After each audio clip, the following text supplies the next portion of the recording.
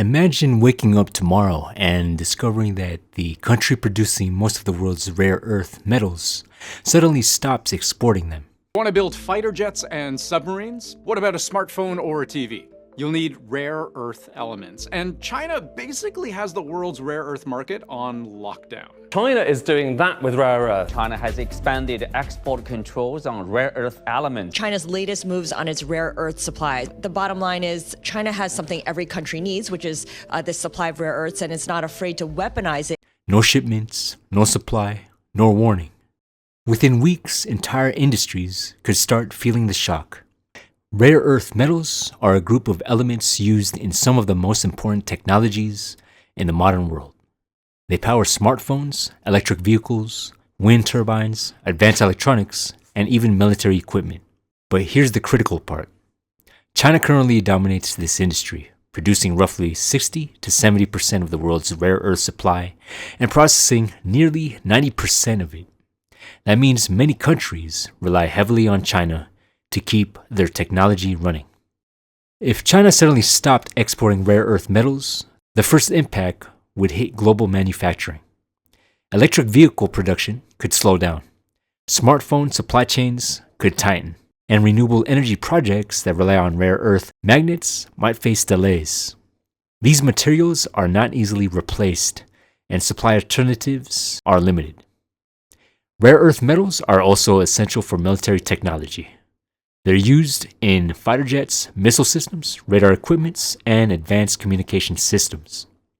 Some reports suggest a single modern fighter jet can require hundreds of kilograms of rare earth elements. This means supply disruptions wouldn't just affect the economy. They could also affect and impact national security. If export stops, countries would immediately rush to find alternative suppliers.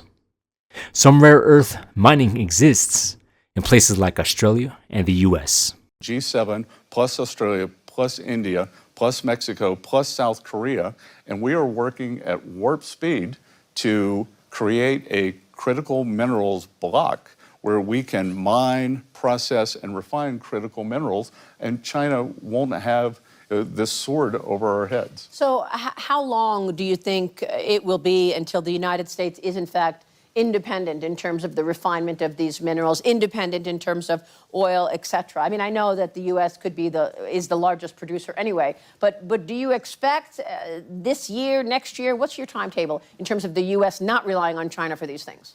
Well, obviously for energy, we are independent. We're an energy superpower, and I would say 18 to 24 months. I went down about. But building new mines and processing facilities takes years, sometimes even decades. That's why governments around the world are now trying to diversify their supply chains and reduce dependence on a single country.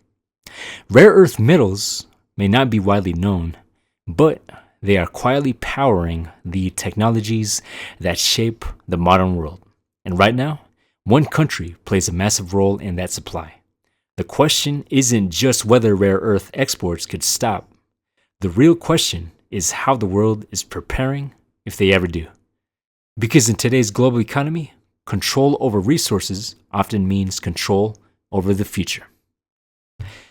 If you're new to the channel, please be sure to hit like, subscribe, also hit that notification bell for more vlogs, and I will see you in the next video. Peace.